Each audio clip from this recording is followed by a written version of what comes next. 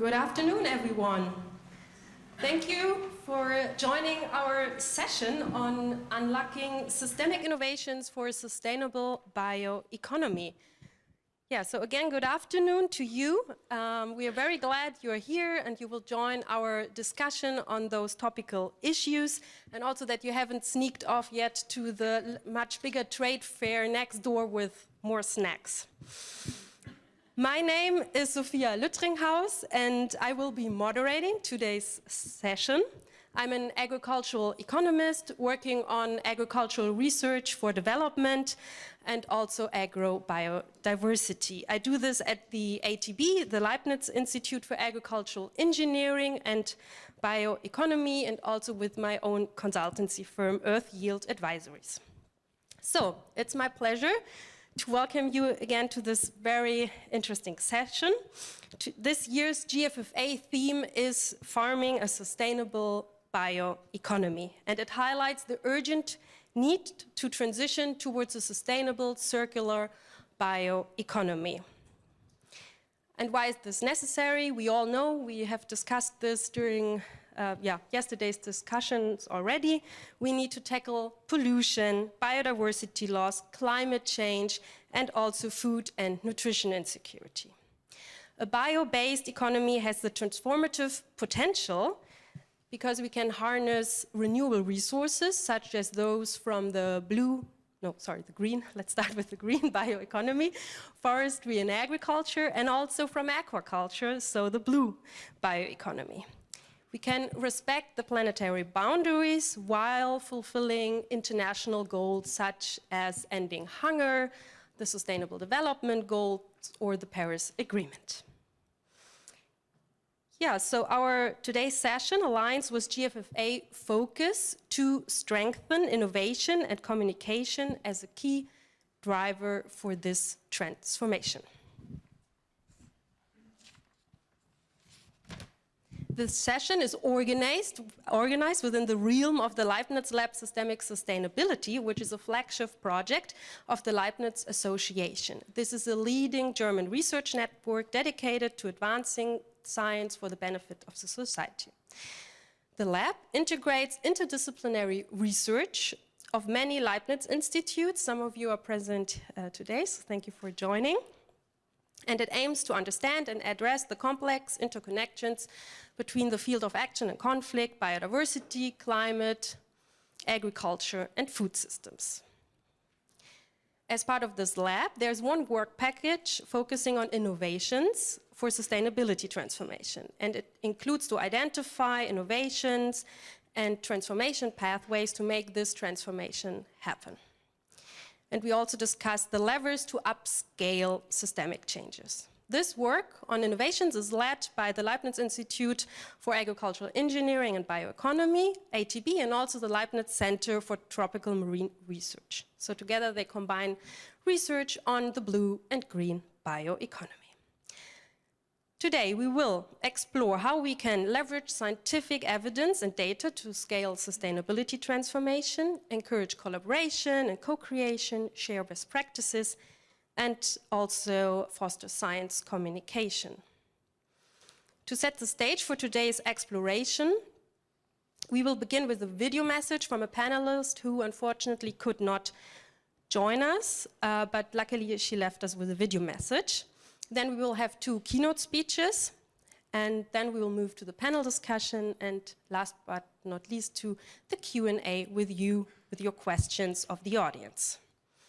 But before we dive in, let's already hear from you, because during our session we have 6 Slido polls to know more what you think, what your perspectives are, and these should appear soon on the screen, so please take out your phones and follow the instructions on the QR code. Yeah, so thank you for raising your phones.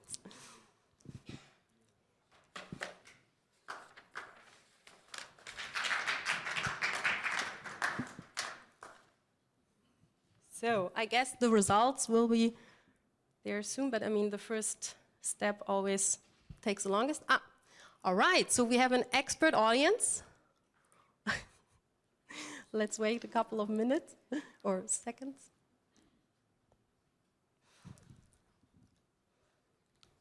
Okay, this is very dynamic.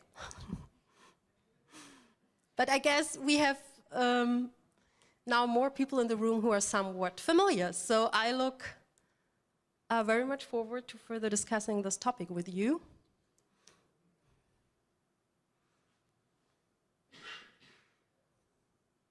Thank you. And now let's move to the second question, which is on what is the primary challenge to adopt sustainable innovations in your field? Please let us know.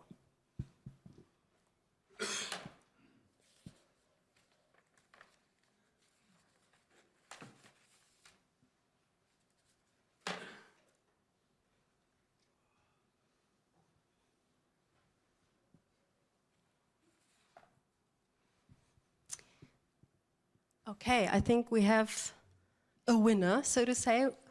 The regulatory hurdles seem to be the biggest challenge, followed by resistance to change, which underlines that we all have to be part of this transformation.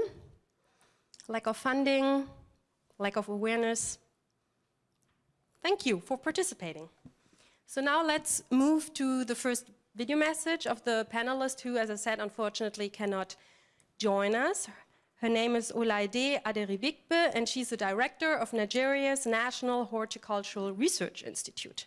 She is a nutrition and food processing expert who has made significant contributions to sustainable agriculture, bioeconomy innovations, and particularly in the post-harvest technology and community nutrition sector. So let's hear from Olaide. Hello, everyone. I am Olaide Aderibigbe.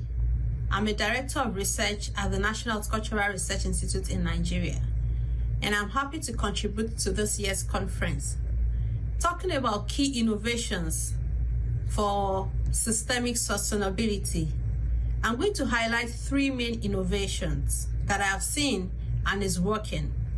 Number 1 is decentralized food system, a food system that is well adapted to a locality, to a region. And then we can produce or develop technologies to support such food systems.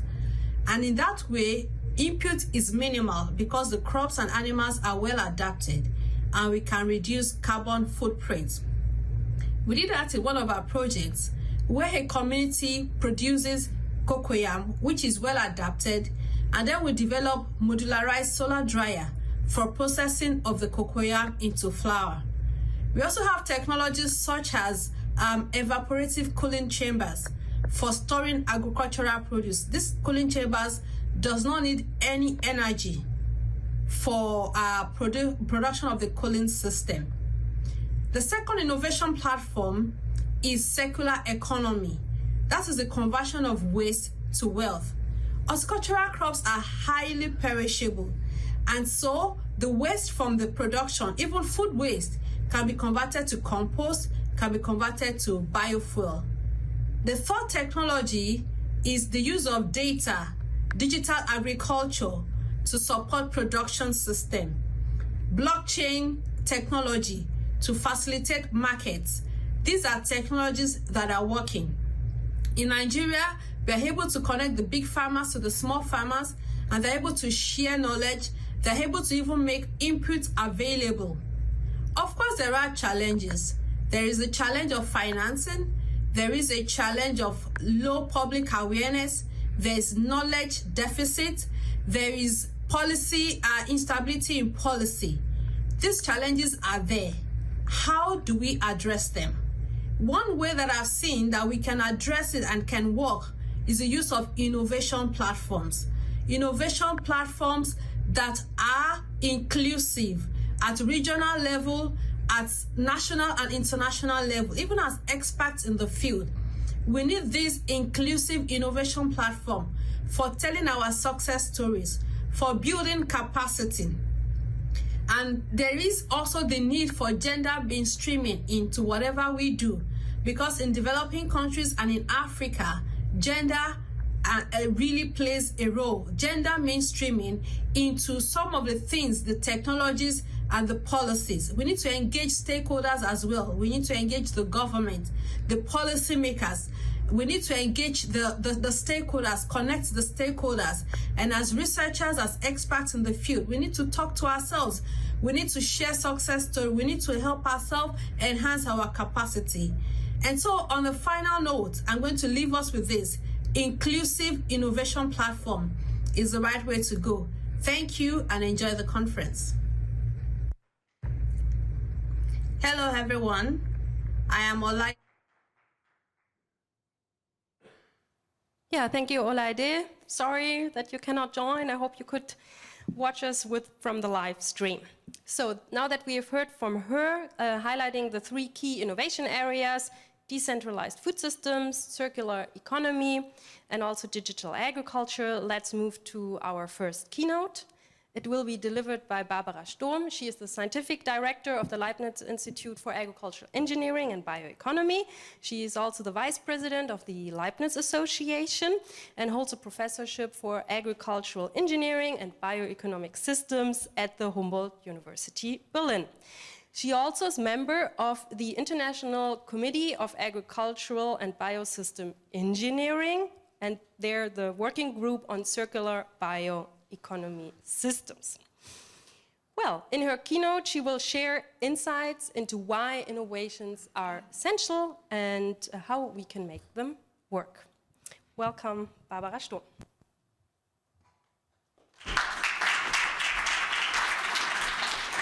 Hello, everyone. I'm really happy to talk to you about this very exciting topic today. As you just heard, we are trying to drive bioeconomy home. So basically, in everything she just said, there is bioeconomy in the title.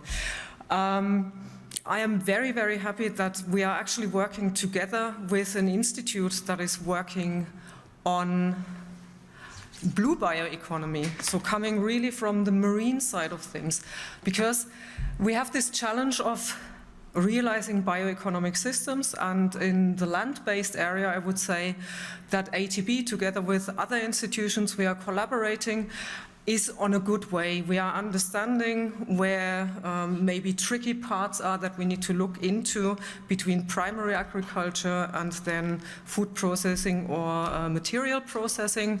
As an engineering institute, we are also looking into what technologies do we need for transformation and for transformed systems, because many people still think that the technology is already here for the transformation, and that now AI will help to solve the rest, but that is not the case. All the technology you see is made for mainstream systems today. And we heard about location appropriateness. But if you have, on one hand, location appropriateness, and on the other hand, the need to have economically viable systems, you need to make sure that you develop the technology for that. And in all this context, for a long time, we actually ignored the blue bioeconomy almost completely, other than maybe saying we are doing something on algae, because at some point it was very en vogue, basically, to do something on algae. And I think one of the big strengths of our collaboration in this Leibniz Lab on systemic sustainability is that we are also bringing green and blue bioeconomy together. The reality, in my experience in realization of bioeconomic systems at the moment, is that there are many, many initiatives, and many of them have defined and fully understandably boundary conditions that leaves them with a very limited view on the actual system. And sometimes you will have effects in other parts of the system that you have not included in your considerations. So again, taking a systemic approach will eventually help us to understand knock-on effects, for example, throughout the system, and also the interactions between green and blue bioeconomy. We have heard the expression of circular economy earlier, and we have talked about bioeconomy. What I want to point out here is that bioeconomy in itself is not automatically circular and not automatically sustainable. That is something that we had to learn the hard way in some cases over the last years. And obviously, circular economy is not automatically based on biological resources. And building a sustainable circular bioeconomy is, as a consequence of that, also more than the sum of its parts. We need to understand the interactions. We also need to understand where we can work on the principles of bio-based materials, for example, and where we might need to still, either in a phase out or also in the longer term, have to rely on fossil resources, for example. One very important question is always, when we talk about bioeconomy, are we talking about a global bioeconomy? Are we talking about regional or even local value creation? Or should it actually be a bit of both? And my personal view on this is that it actually needs to be a bit of both. So on the one hand, we need the transfer of technology and knowledge on a more global level, but also material streams. There are just material streams that we cannot realize on a regional basis. But we also need to look into what is possible in terms of local value creation and how can we actually help facilitate that. So in Germany, for example, at the moment, the topic of rewetting fenlands and using the growth for value-added products is a very big topic.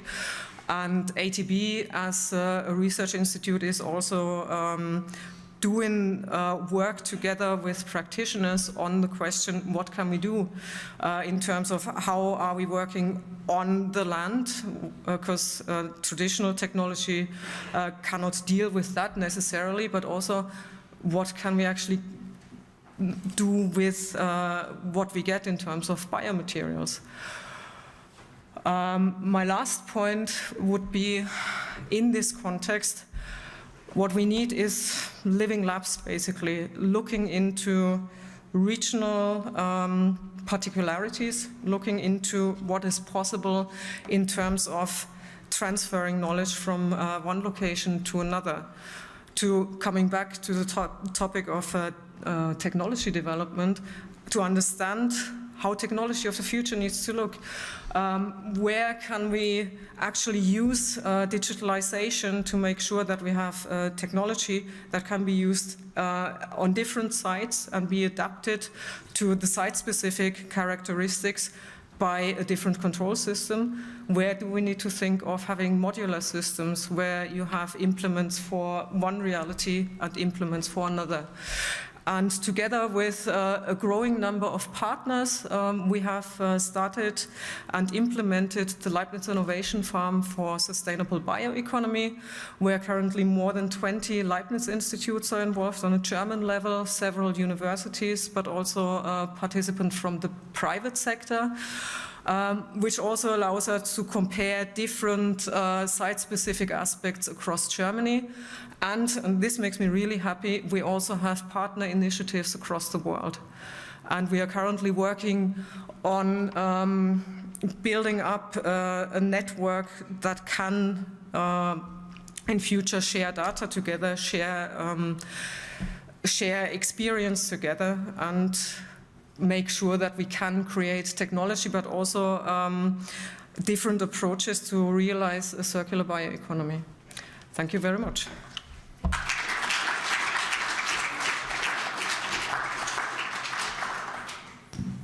Thank you for our first keynote. Now we have another, is my microphone on? Yeah. Now we have another keynote from someone who cannot join us as well, but he sends his dearest apologies. I talk about Benedikt Böse, who will talk about bridging science and practice.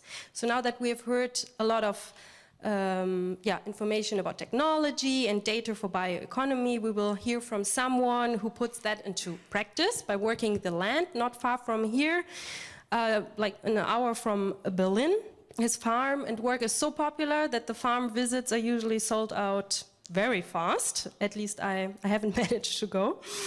I'm talking about the regenerative organic farm Gut and Böse, and Benedikt Böse also founded the Fink Foundation, Europe's largest private living lab for regenerative agriculture. Yeah, so let's hear from Benedikt.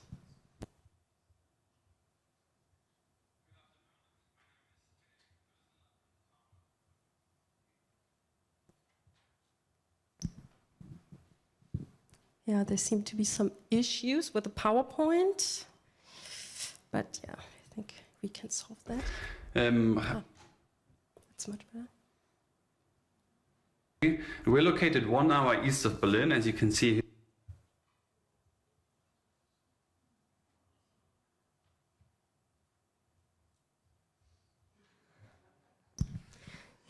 Yeah, also thank you for the technical... Good afternoon. My name is Benedikt Bösel. I'm the founder of Gut & Bösel, as well as the Fink Foundation.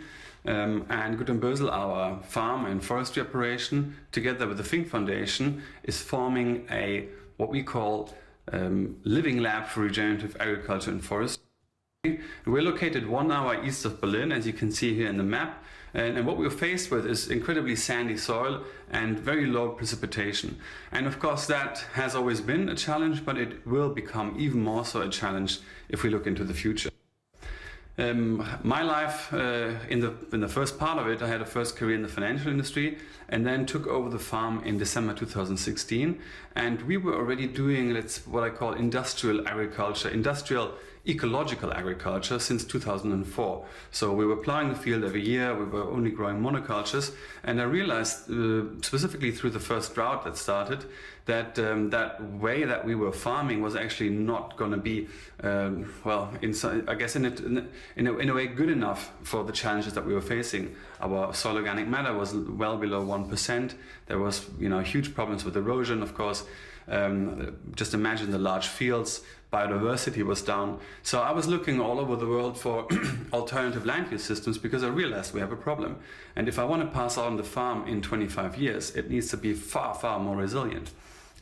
So back then, the term of regenerative agriculture or agroecology wasn't as big. So it took me a while to find the first sort of instruments of regenerative agriculture.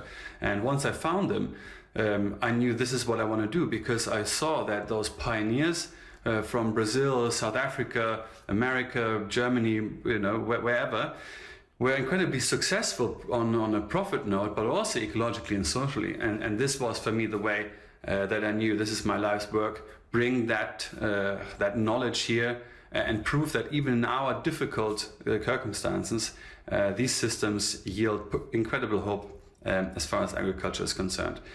Within the next few slides, I'm going to briefly talk about some of the key instruments that we are applying to then later on start the discussion on the combination and the potential of science and the working farm. So a big part is integrating the cattle into the arable farming. So the cows are outside all year on arable land, so they are completely a part of the crop rotation, and they are strong as far as their potential to increase biomass accumulation, but specifically, of course, photosynthetic capacity is concerned. We're using a holistic grazing method. You can somehow see it on the picture, but they are kept quite close to each other, and we move the cows up to 4 times a day during the summer. In the winter, the cows then go on arable land where we've got cover crops and nurse crops, and where we have harvested the main crop in the summer before. So the cows are an integral part of the farm business and rotate as other crops, so to say, through the farm. A second large impact is through agroforestry. We now have 7 different agroforestry systems on more than 75 hectares. We have a specific focus here on varieties that we can actually harvest, such as plums, pears, apples, but also, for instance, hazelnut and chestnut. And of course, agroforestry holds incredible potential as far as change in the microclimate is concerned. Of course, biodiversity, the whole, keeping the water, let's say, contained in a certain area. Agroforestry is an incredible toolkit, and specifically with the focus of saying, okay, if we have we can add a perennial that we can also harvest in a few years' time. The third part is composting, but also fermentation. We're looking also at foliar sprays, and here always the question is, how can I increase soil health? How can I make sure that the plants are healthy? And composting is really such an incredible, deeply, really, really incredible tool, completely underestimated, sorry. And so that's a very strong part of what we're trying to accomplish. The setup here between the farm on one side and the foundation on the other is that the farm implies different methods through different challenges, and the foundation actually has the potential to monitor exactly what is happening, not only as far as the process is concerned, but also what the data is concerned, etc., etc. And then there is a co-evaluation of the two that will help not only the farm and the farm business, but also the foundation, because it can use that knowledge not only to share it, but also, of course, to analyze it. And in that sense, there is a constant communication and interaction between different people with different knowledges, which is incredibly yielding for both. Here, maybe more specific things that we're looking at is really quite classical as far as soil health is concerned, biodiversity, the microclimate, which of course is important.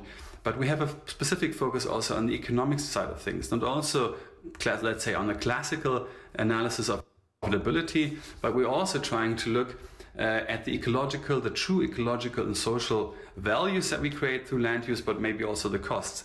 And here is our largest research project, DAAIAS, where we do exactly that. Through different sensors, we try to monitor different values as such, and also find ways of incorporating them into the true financials of the farm, balance sheet, cash flow statements, and profit and loss account, where we of course have to reflect the true values of what is going on.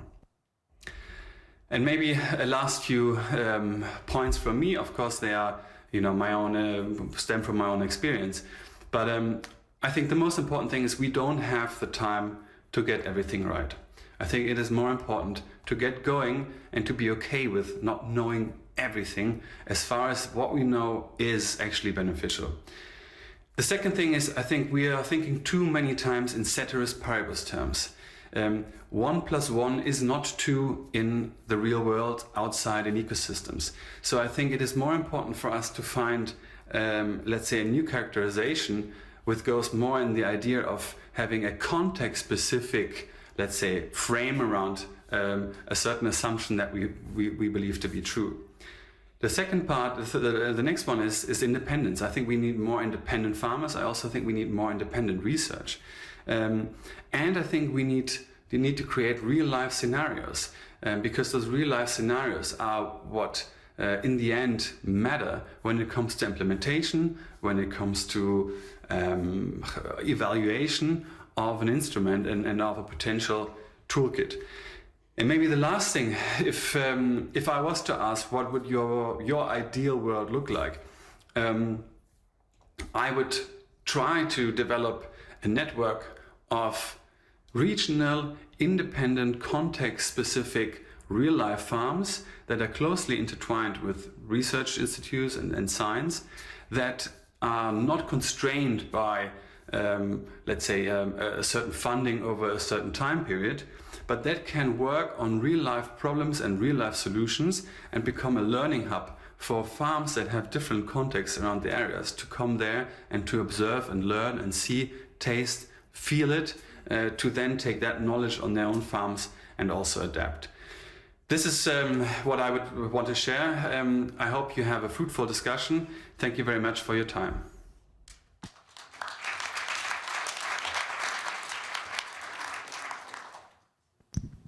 Yeah, thank you, Benedict. So we are glad we still made his participation somehow possible with those video messages. Before we move to the panel discussion, we again want to hear from you. So there will be the second set of Slido polls. So please, again, take out your phones. And for the technicians, please give us the next Slido questions. Thank you.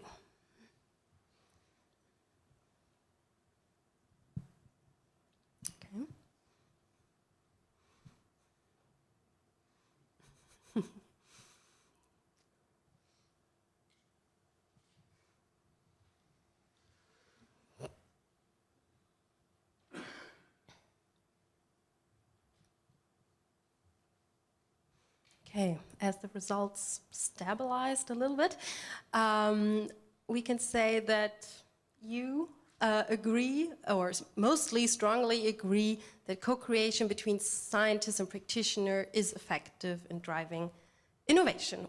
or agree, which is a positive outlook, I would say, for what we want to achieve.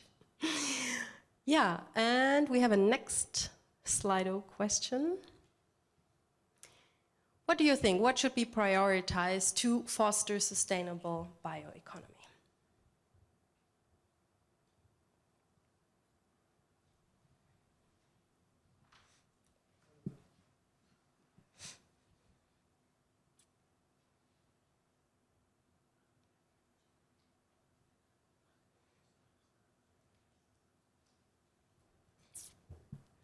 All right, so policy support is way up, followed by education and awareness, and then we have technological innovation, to a lesser extent, investment in research and development. All right, thank you.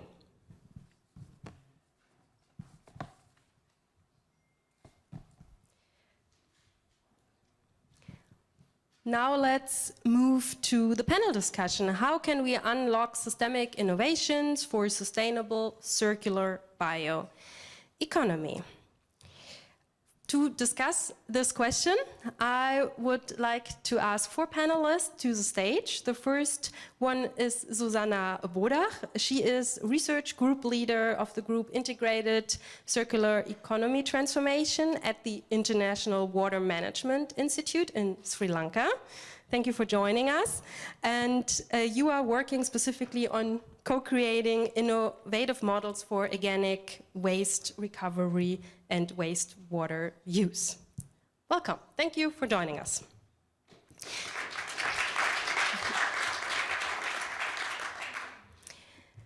Second, we have Raimund Bleischwitz. He is an expert in global sustainable resources and natural resource governance, with a particular focus on the blue economy. Where you wish. Yeah. And to complement your, what I just said about your achievements, you are scientific director at the Leibniz Center for Tropical Marine Research and a professor at the University of Bremen. And you also co-lead the innovation work within the Leibniz Lab Systemic Sustainability. Thank you. Well, and as our third panelist, I would like to welcome Marnix Doorn, who brings a wealth of experience in sustainable agriculture and food production in Latin America. Currently, he leads the German-Argentine Dialogue on Sustainable Agriculture. German-Argentine Dialogue on Sustainable Agricultural Innovation, funded by the German Ministry for Food and Agriculture. And you worked across Latin America and Europe, advancing research and practical application in areas such as beekeeping, bioeconomy technology roadmaps, and food sector innovation, if that's correct.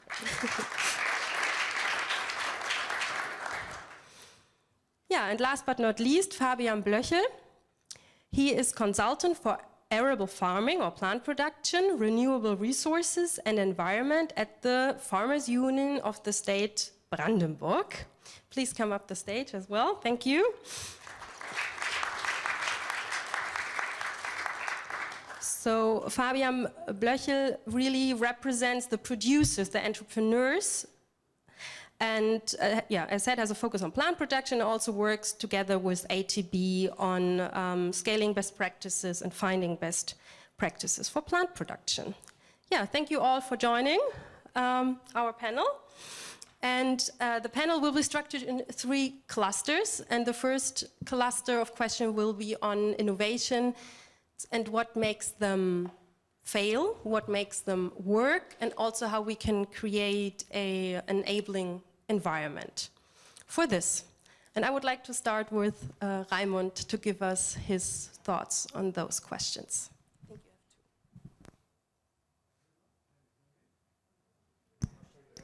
Magic, does it work better this way? It does. So thanks a lot for inviting me and thanks a lot for being here. The question is about innovation, right? And my short answer is look at the marine side of life. We know that fish stocks are at risk, of course, but it would be entirely misleading to overlook three quarters of our planet. So there's a lot that can still be taken and used in a sustainable manner. We at our institute, ZMT, we have experimented a bit with jellyfish. And you may immediately think how tasty this must be, right? So jellyfish has advantages in growing under difficult environments. It has certain ingredients, nutrients that make it really interesting. Plus, indeed, there is a whole set of algae, of seaweed. We are testing with sea grapes that taste a little bit like caviar. So there's a lot beyond the typical fish. And then indeed, there's a whole family of aquaculture in a sustainable way, the multi-trophic integrated aquacultural farming, where the ideas that Barbara and others have on a circular bioeconomy can really work. We do some experiments with coffee waste in a way that would act as feedstock for aquaculture. There's a lot more. So there's a lot where I would say on the sort of micro level and in the understanding that we just have learned of regional networks collaborating, there's something that really could be taken into account and supported. But indeed, the wider picture is, and that is also one of the reasons that we learn about like fish and fish stocks, is that we need to take into account the ecosystems. So there's just no way of polluting the ocean more and more, and then are somehow believing that we could take more out. So the synergy then is with like a better ocean ecosystems, we can also manage better. And there's one species here in a way, mangroves, those forest systems at coastlines that are really super interesting as a case of systemic enabler. They help a lot with biodiversity. They are sometimes called a carbon superpower because they could store carbon. So what if climate investments go into mangroves? They do have a side effect on the biodiversity and the ability of local small-scale artisanal fishery to do some harvesting there. So we could have some more international finance going into those areas. So that would be something where we could have a discussion. But if I may, one more point on the energy side, and that's more on the policy instruments that people choose here as being so highly interesting. What did we learn from the energy transition? The policy enabler, in my view, has been feed-in tariffs. And the way it worked there is that feed-in tariffs could guarantee a stable finance to suppliers, thereby making renewable energy cooperatives great again in a way, if I may say so. Plus, indeed, they came with an obligation for energy utilities to purchase green electricity. That was a strong legal and financial incentive indeed. So the equivalence here would be to have the grocery stores being obliged to purchase what is offered by, say, small-scale artisanal fishery, the sea grape farmers, seaweed farmers. You think, oh, wait a moment, that's going to be difficult. Of course it is. But just thinking it has worked in the energy space, we now have a share of 50% renewable electricity in our system here in Germany. And like 10, 20 years ago, most people would have said, look, you're foolish. So there is really something to learn from other innovation areas, how the upscaling could work in a combination of policy, finance, regulatory tools, such as feed-in systems. I could stop here, but definitely look forward to other contributions. Thanks a lot. Thank you. Thank you for those first impression on your thoughts on what are key innovations and also tasty innovations, and what makes them successful and how we can better learn from each other. Now I would like to hand over to Fabian Blöchel and to hear, what do you think? What are key innovations, especially working with the entrepreneurs in Brandenburg, here around Berlin, and what innovations were successful and why? Yeah, thank you. Yeah, I work for the Brandenburg Farmer Union, so this is the association where the Brandenburg farmers are members, and one of the key driver is, of course, the climate adaptation to climate change, and to make the crop rotation more resistant through for the dry climate, and especially the to have a safe feed production for the when there will be the next hot summer.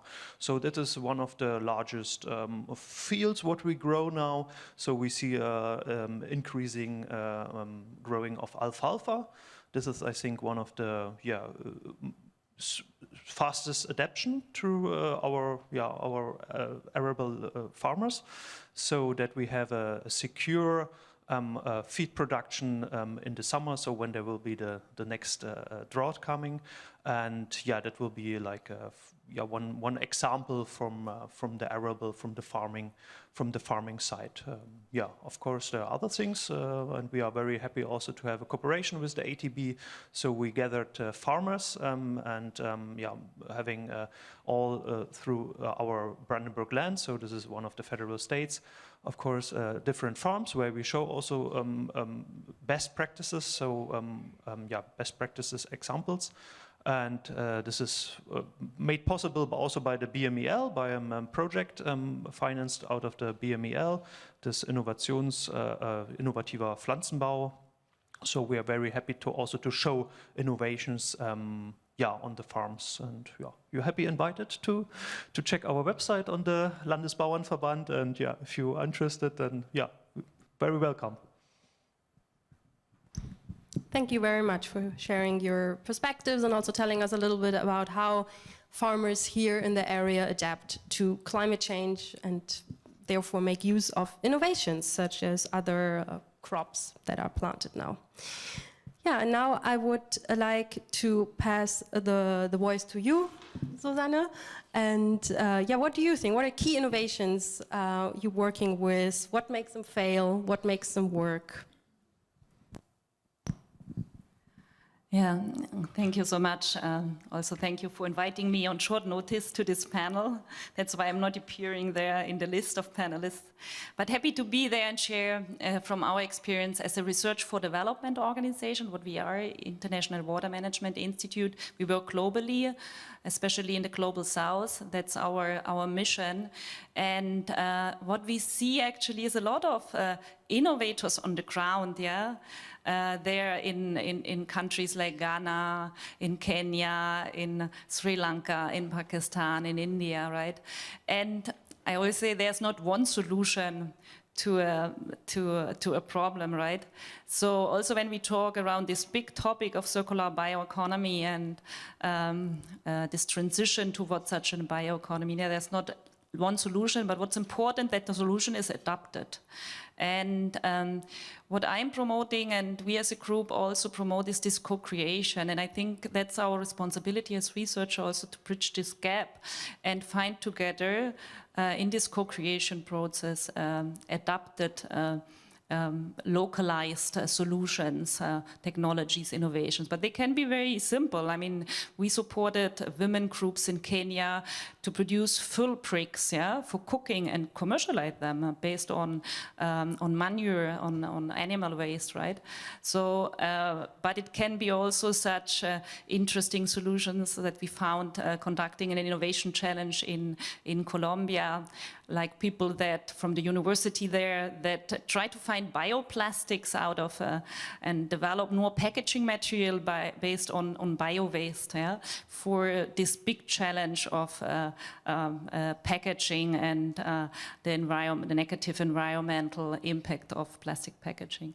So I think there's not one solution, and important is it's locally adapted, and therefore I'm would say this co-creation is very interesting, important. And secondly, it was already mentioned, and a very good example that I would like to connect from the energy transition, right? We have to pay somehow those also businesses, and we found this when we analyzed it, to pay back in the energy sector, electricity sector, is what the feed-in tariff that can be found now also not only in Germany, all over the world, right? We exported this policy innovation. But we found, for example, analyzing the clean development mechanism, a climate financing mechanism under the Kyoto Protocol, one of the first ones. There are quite a few of also bioeconomy technology that got financing through this. And we found innovations.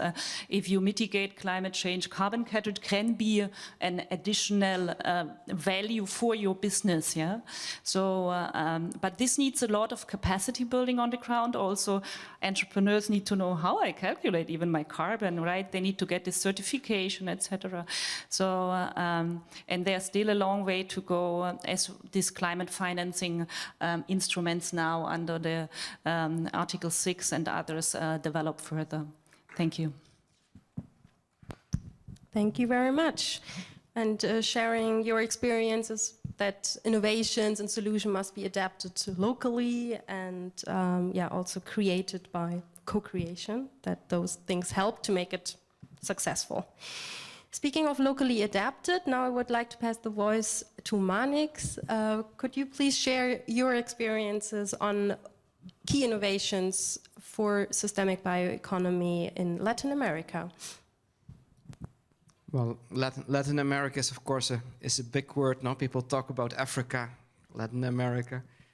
I think what I've seen in the years that I've been there, if you talk about innovation, I was really happy to see the presentation from Leibniz and talking about how do you scale up. On the other side, the reaction of the public, I was really surprised. That everybody thinks that the government will provide innovation because everybody said we need public policy. Maybe sometimes public policy kills more than we actually admit. So I think for what I've seen in Latin America is that you have tremendously productive scientific sector. You have a lot of startups. And we now have established with various institutions in the bioeconomy network in Latin America. What you see, there is fantastic science. There are fantastic entrepreneurs that come up often with what they call innovations, since they don't have sufficient information, so you see a lot of recycling of ideas. And then you come to the gap, which is generally existing in Latin America. If you want to have innovation, you need human resources, you need new knowledge, and you need technological infrastructure. So that was why I was so happy for you presenting these pilot farms. And I think if you talk about innovations, you see a lot, but first of all, if there is no private sector who takes it up, it's not going to work. And if the government doesn't provide the pillars, they don't have to do the innovation. They need to provide the infrastructure to be able to do the innovation, and so that the entrepreneurs can really innovate and not repeat, not make the same errors. And I think that's one of the challenges we see in Latin America. And well, within the project, the German-Argentine dialogue is exactly the reason why we're setting up a pilot farm, and happy that with Leibniz we already had Anja Hansen, and we are discussing how we can learn from each other. So I think there is a lot of connection. I mean, there is a lot of knowledge in the world, but if you want to innovate, you need to connect. You need to gain time. And everybody talks about bioeconomy, and I always hear a lot about bio and little about economy.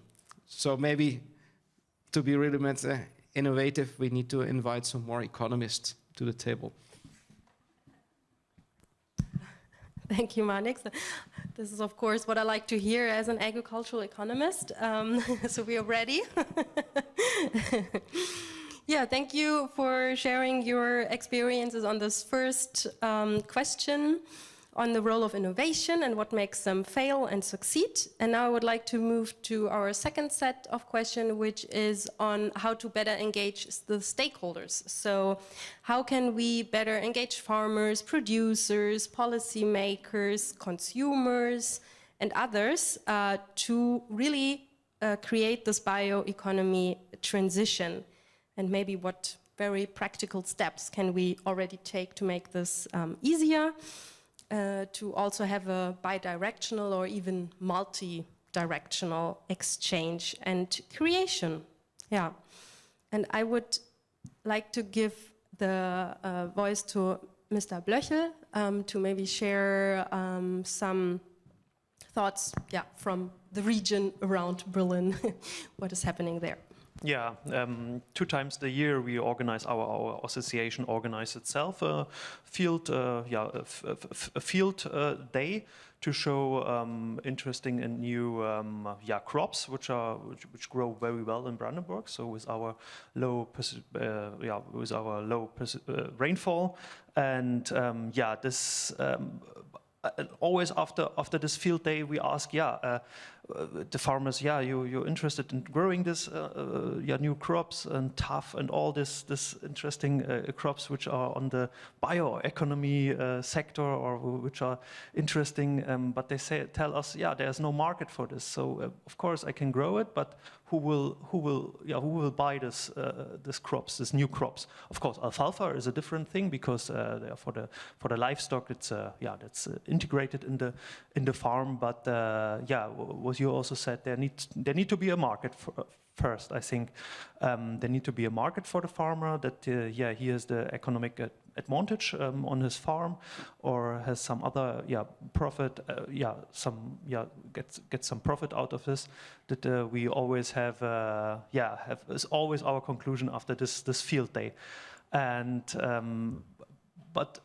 For our farmers, it's also important to have just an open room to talk about innovations, and therefore I come back to our project what we have with the ATB, just to invite the farmers and to think about, or just bring the farmers together and let them talk about their innovations on the soil. For example, we have a very very innovative group on farmers who go more and more to no tillage, and we have with the ATB a room there to bring them together and also to invest in the machine. So into this project there be also giving money from the state in this case, and to experiment with this new tillage machine. It's called a strip till machine, and so to bring this innovation on the field, and then. Then in the autumn we invite the farmers and show the first results, and this is the way how we carry on with our climate conditions here, and this is one example. Thank you so much.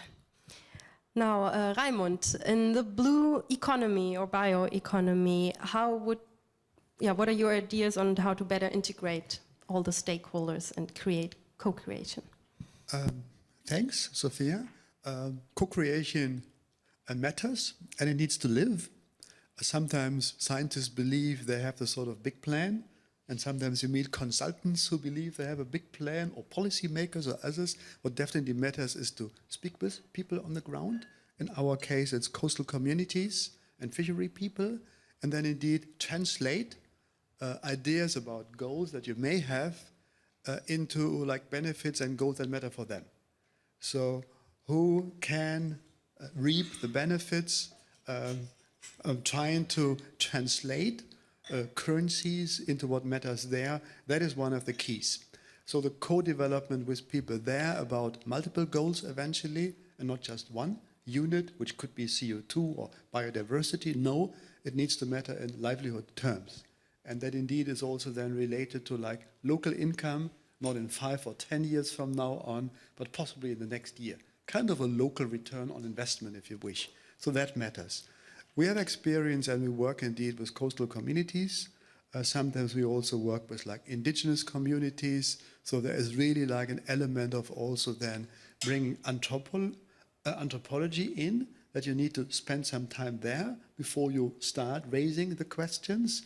That is something that some people are unused with.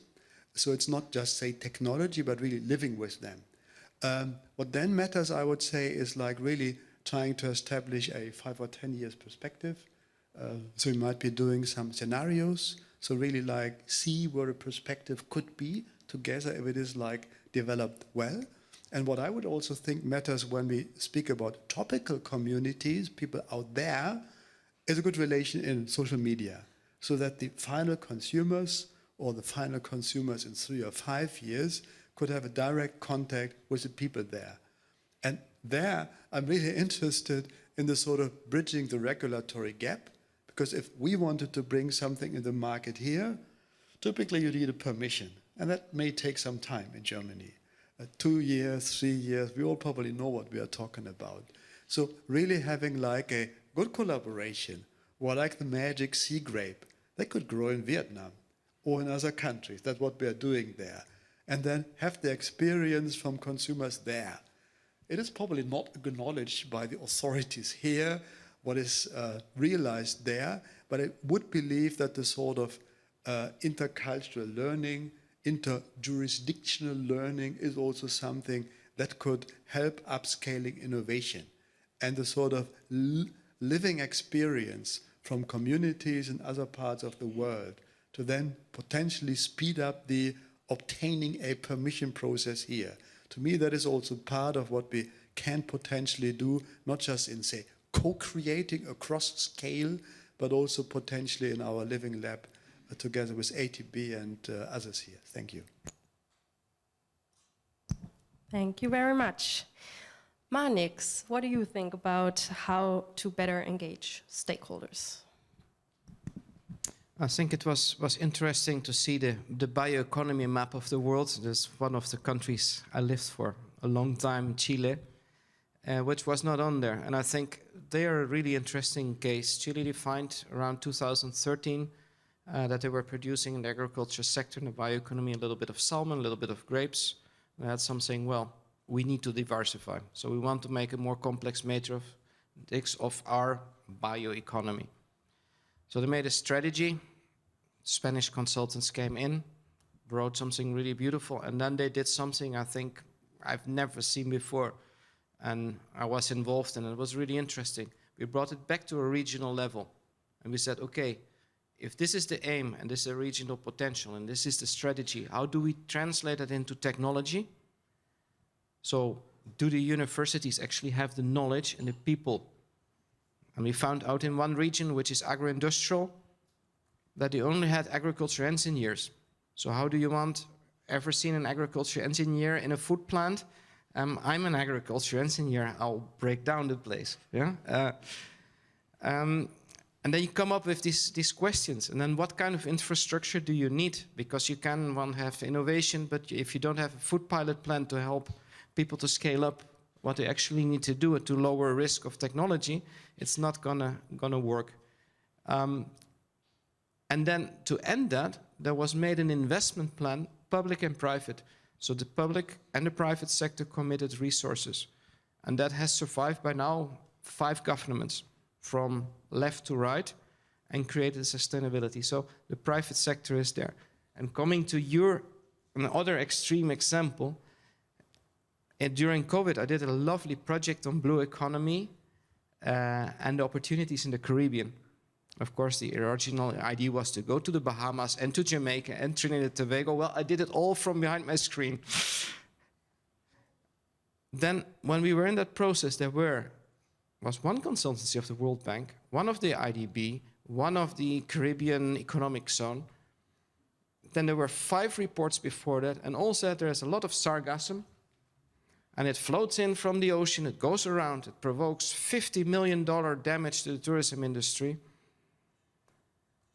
And then most of the conclusions was, no, but to process it, you need to build a pilot plant, and that's too expensive. 50 million in consultancies, I estimate, between all the bilateral. The consultants earned a lot of money. The tourism sector complains and keeps paying 50 million in damages on the beaches and everything, and nothing happens. Well, the sargassum comes in, goes on the beach, floats, and goes back to sea.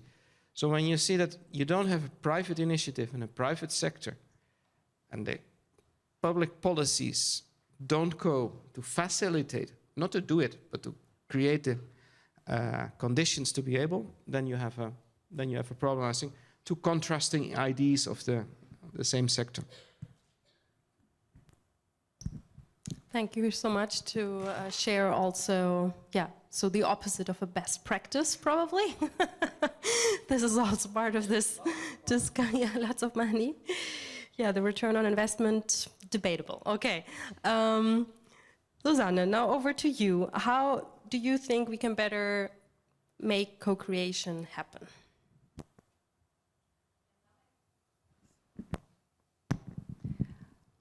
Here was mentioned this innovation farm or the living labs. Actually, we work on something very similar. We established in several countries so-called circular bioeconomy innovation hubs. One of them in Ghana, where we since long time work with different actors of waste to value. Companies like composting, but also waste collector, bioenergy companies, but also research institutes, also the university. Also involved is the ministry. We established this so-called multi-stakeholder platform to bring those together and work towards also establishing a kind of living lab with the facility that they have over there. Yeah? We have to say we have long tradition there. We also supported a public-private partnership. That means investment in a co-composting facility where now they produce a certified organic fertilizer. Those facilities can work at living labs, and also this gap, bridging the gap between science and then practitioner is very important to find adapted solution, but also to build capacities. We invite there also people to get trained, and PhD students do their pilots there, etc. We have done something similar in India as well, and in Vietnam. But sometimes we don't do it of course, we don't do it only on our own. In Vietnam, we partnered with UNDP, who have established a circular economy hub, and we're missing this bioeconomy part and focusing more on the other parts of the circular economy challenges. But another example I want to draw is from that we as researchers now get involved also in innovation challenges and accelerator programs. Also there we partner with professionals like from Impact Hub or other specialized organizations that conduct acceleration programs. We did one in Colombia, a very nice example where we, after the call was really specific on circular economy, and we got 300 applications from Colombia and other countries in the region, and 20 of them participated then in our boot camps, and 10 of the winning teams now are going through a 6 months acceleration programs, where also our scientists from our group are involved in mentoring those companies, and very innovative solutions come there. And often those startups, small scale SMEs, they don't have the access to science or to such experts, or they cannot even pay, right? Compared maybe to big corporates who work on these topics. And the last thing I want to mention is also not to forget to be inclusive in scaling. Yeah, this is very, very important, and sometimes forgetting. It's on the technology part, but also in who do you involve, right? I mentioned already this example of women-led initiatives in the sector. Yeah, but also about looking into how innovations also affect a gender. Who is using them? Is there some negative impact? Do we consider gender equality and social inclusion there? Shall we target also specific groups when we do, for example, such programs like accelerator programs or other kind of interventions? I think that's very important. And we are, as a research institute, for example, we have our own research group on gender equality and social inclusion, and launched a JC strategy last year, where we want also more intentionally integrate gender equality and social inclusion subjects in all our research groups. So I think to summarize it, I think it's very important to bring to bring the stakeholders together. Innovation hubs or living labs can help, so also they can serve as a platform to exchange a common learning and a co-creation of innovation. Thank you. Thank you so much. Yeah, and now due to time, I would like to hand the voice to you, the audience. In case you have questions, please raise your hand or go to one of the, well, there's one standing microphone and there will be also one going around. So we are looking forward to any questions you have. If you want to direct them to a specific panelist, please tell us. Yeah, at the back. Thank you for spotting it.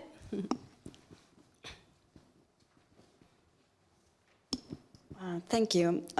I was just missing one very important stakeholder, which are corporates, or at the end some of the big companies that could be the driver, or they are driven our fossil-based economy, and they will be the buyers of the bio-based materials or ingredients. So my question is, like, how are you considering this? In this panorama of stakeholder exchange, and also in order to overcome these market challenges, because this extreme focus, at least in Europe, in terms of innovation, R&D, I think there is enough finance for this side, but once we have innovations, there is this valley of debt where all the startups are dying just because they don't find their way on the market.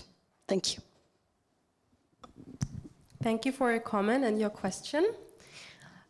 Does one of the panelists feel like answering? Or go ahead. I could try, and then indeed there might be some additional remark. Absolutely right. Other large corporations are important, and in the food industry we do have large corporations, so they need to be on board one way or another. My impression from how they have been performed by and large is very mixed. We do have, say, bad experience with automotive industry and with like oil-based fossil fuel companies by and large. So they have been lobbying against many information to come on stream.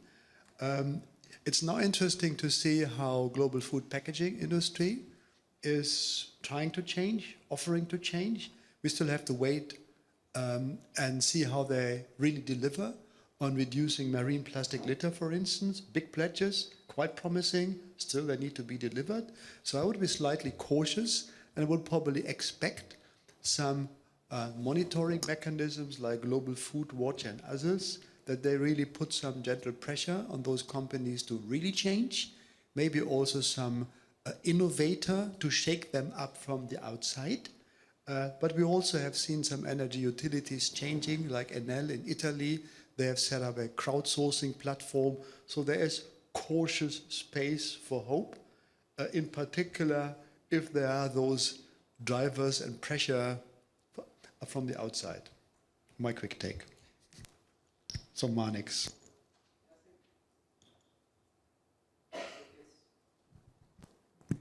Now it does. I think it's overly estimated how innovative big companies are. If you look at the big German 3, BAS and Bayer, and we just were with a group of Uruguayans and Argentinians in Germany to look at the development of bio inputs, we call it in Spanish. It's kind of bio pesticides and herbicides and biofertilizers. What you see in these companies, they depend on startups, and they're looking for their innovation, and they invest millions in buying new startups and trying to get innovative people in that world, because it's another product. So I think that's one thing. They have a lot of capital, but don't overestimate the capacity of a big company to be sufficiently creative to innovate. I think that needs to be bottom up. They need to be there, and they have a lot of money. They can help in research. I mean, the best research projects in my life I've done were financed by Bayer. I must recognize it. You can do things that the state never will provide. But I think don't overestimate that. I think you need ground-up startups, and that needs to have the right policy so that these startups actually can do what they want to do. And then the valley of death, I think that's the nice thing of the German innovation systems, that you have institutes like, well, we're now talking Leibniz, a little bit further to the market, Fraunhofers, who have actually capacity to help that kind of companies to go to market and also to evaluate their technology. And I think that's something, for example, that's lacking in Latin America. So that I think Germany is, in that sense, quite well equipped in the innovation ecosystem.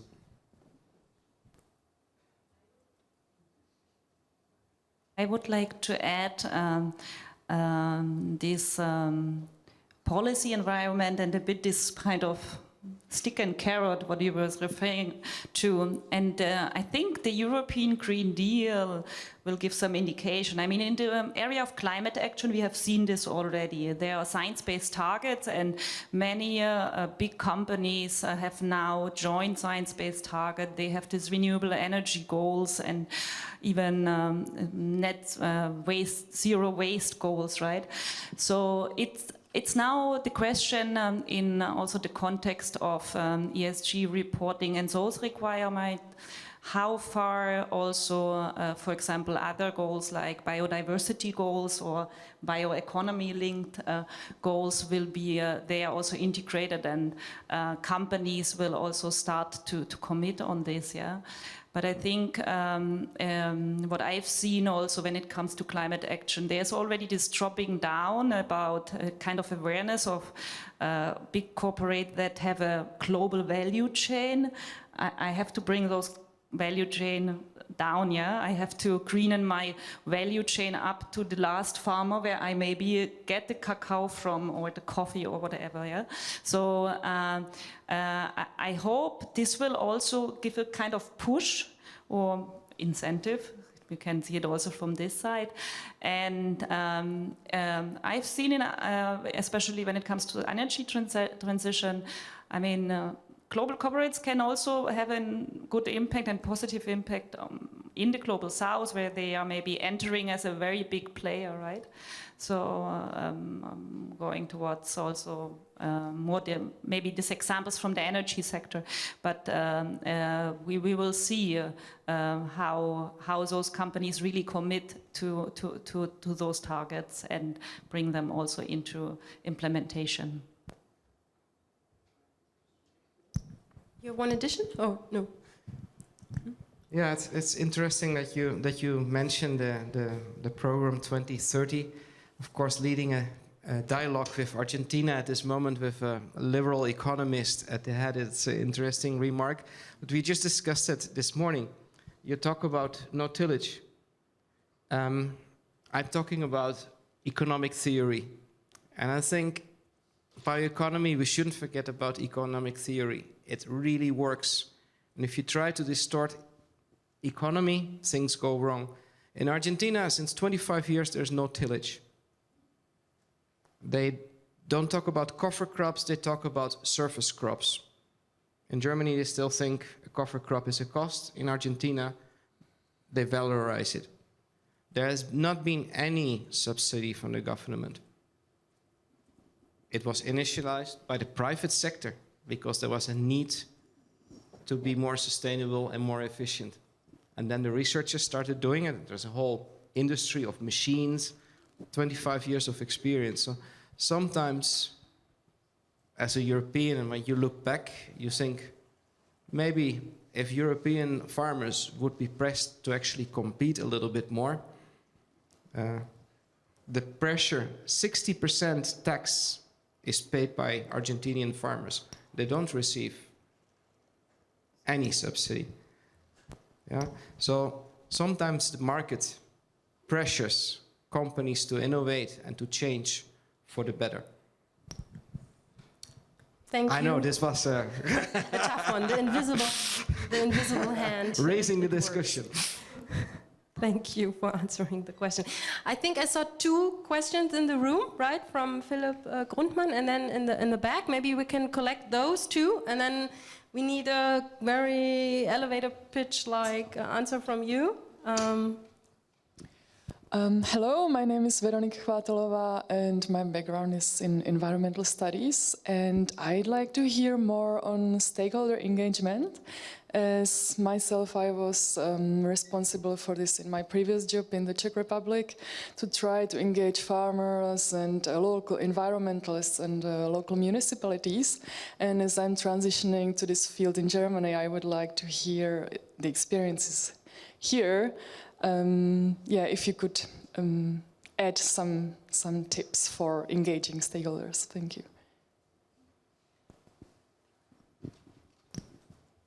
And you had a question, right? Yeah? Oh, no, I don't want to pressure. Thank you. Philipp Grundmann, ITB. Actually, it's very much related to this question, also a discussion. Maybe more pinpointed towards, let's say, the great big elephant in the room no one is talking about, or we are shy to talk about, and that's about the role of power in this. We saw in one of the Slidos that most of us agree that co-creation is very important. From my experience, very often this is successful also when this question of power is between the players, engaging there is sorted out, and I would maybe like to hear if you have any experiences on what kind of maybe governance models or business models could help with this. Thank you for your questions. So, dear panelists, any comments, thoughts on the two questions from the audience? Maybe two quick words here. One is agenda setting, and the other one is convening power. And with agenda setting, I would think it comes to the issue raising ability, which could be done through like media or like stakeholders articulating a particular concern, and it could be like water pollution and what agriculture has to do with it. And then indeed you need someone with a convening power. Maybe that relates a little bit to it, but that would be more someone who could come up with an irresistible invitation, and that could be a credible policy maker from the local area, so someone who is considered to be able to moderate and chair a discussion rather than dictating, you have to come. So not necessarily the one who would say, look, I have a subsidy that I could offer if, not the sort of conditionality, but convening power more meant as someone who has a certain authority, and it could be content, it could be like soft regulatory power. So I would think here more of a local governmental agency rather than ATB or ZMT. But maybe we could do it all. Also, not all. Maybe adding to this, I mean, when we do involvement of our partners and stakeholders and its co-creation, I mean, we involve always our social scientists. They know better than us. First of all, and gender plays a very important role, and also power differences, depending on what kind of interaction you do. No? When we talk with the community, also we work through community organizations, often local NGO that are there in the local communities, working with the farmers since long time, and also have this this trust, right? So it's not ourselves that we go there. When it comes to convening power, of course, we work also with government agencies as partners in the partner countries in the global south, and there the convening power should be with the partner. If the issue is something that is of their importance, they are the ones inviting. But yeah, also within, especially national government, regional government, and local government, there is often some power dynamics that you should always consider when you do this, and maybe have a different series of interactions where you have, of a national level, of course, you invite the provinces, but maybe at one point you have to go to the provincial or local level and invite there the respective institution without the national government being there and looking at them. Yeah. So I agree to what you say. In regard to the question around the German context, I'm German, but I cannot answer because maybe I would then give back to our gentleman here that from the region that can really highlight maybe some experiences. Thank you. Yeah, of course, to involve the big players like the industry companies, this is very hard in the East because if you look here, we have a lot of farmers, but the agro-industry, that was also a question. This is located in the south, in the west, BASF and Bayer and so on. This is there are very few companies here. They have, of course, their representatives here in Berlin, but also the industry, the strong chemical and machinery industry, this is not here in the east of Germany. Unfortunately, we have a good research institutes, but we still have place for some companies who like machinery producers or chemical producers. Yeah, that's still place in Brandenburg. And to involve the farmers, you need to have the trust, of course. If there's coming up, I get during the week a lot of emails from good ideas, like you want to share these innovative ideas, and I can click through them and look, and they are which I then give further to the farmers has to be relevant through their company. Is it relevant for this entrepreneur to have this innovation or not? And then I come up through a very little questions, very little emails, which I then really get forward. And there needs to be the market relevant for the farmer and for his company. And and of course to get involved, have a relevant question and. Invite the farmers is also a good possibility because they're very curious, always are very curious about things, and but then you have to look what for innovation you want to talk about or what you want to carry on. Thank you so much. So there's one question in the back. It must be a really quick question and a really quick answer. So because I don't want anyone to lose trains or Yeah. Hello, I'm Lillian Beck. I'm from University of Hohenheim, a scientist facilitating or doing research, acting research on facilitating innovation processes among small-scale farmers on agroforestry. And so my question is now, we talked about co-creation and that farmers need to be innovators and integrated also as innovators. And my question is then, when we also say, okay, the private sector needs to come in to support these innovations, to mainstream them, they perceive farmers more as a consumer. So how can we establish a relationship between this private sector and farmers, where farmers are still perceived as innovators and also have kind of, for example, a copyright on innovation which are developed and are not perceived as consumers? Thank you. If you like to answer, it would be great if you do it in like 3 sentences. That's a challenge of the day. I had some points to the consumers because I think it's very important. There's still a research gap also when it comes to consumers, really to understand also what drives decision making towards more sustainable consumer behavior, for example, choice of products and so on. No?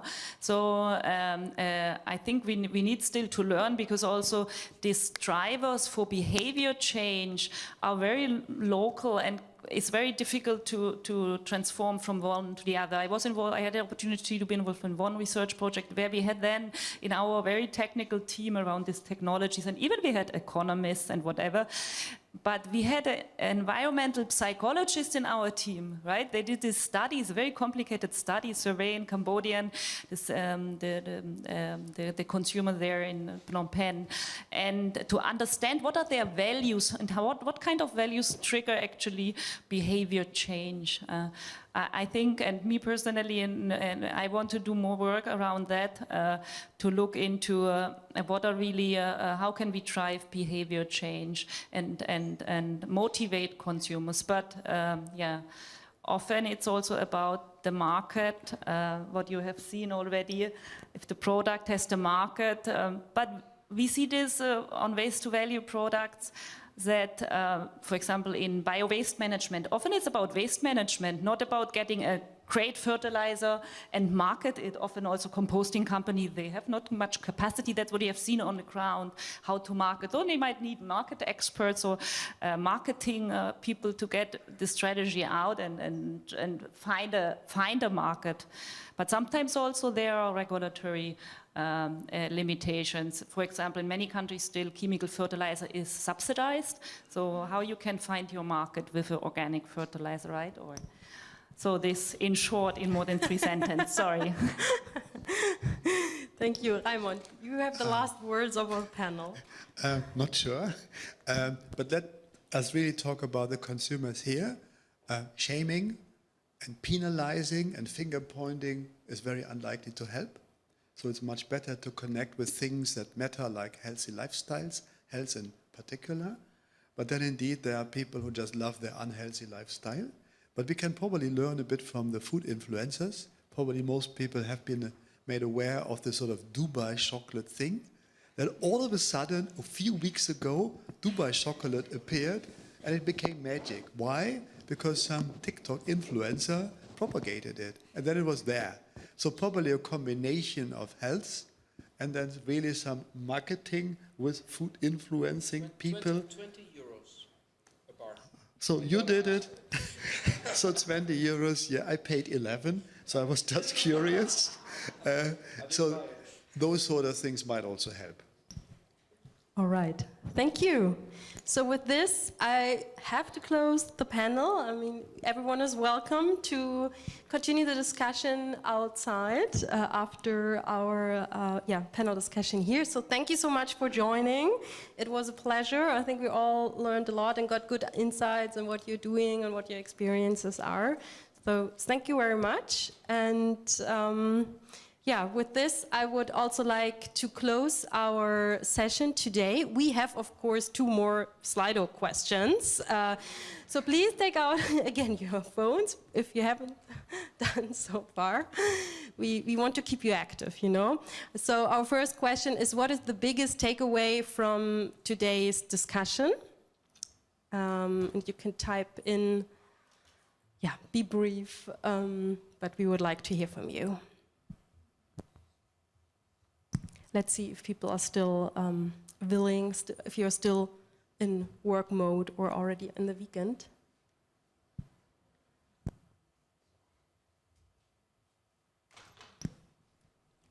Yeah, more systemic approach. We should convene power, so this power balance and also this awareness of different power is important. 8 participants are typing. Market, okay, we heard a lot about economy, incentives. Pretty clueless. Okay, we are not going to save. Yeah, so the economy comes again. We should learn from each other, co-create. And we need more economy in the bioeconomy. I mean, we also heard that we need more more biological focus. One solution does not fit everything. I mean, it would be quite easy if that would, then we wouldn't sit here, I think. Yeah, we should engage stakeholders, need time, we already heard it, especially to build trust probably, right? With local communities to discuss further on what is needed. All right, so thank you everyone for being here.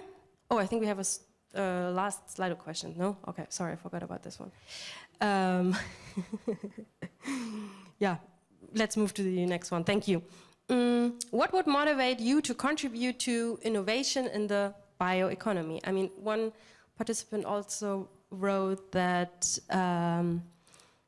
there is, so to say, no help, that the people sitting here won't solve the issues, but now it's about how we can solve it.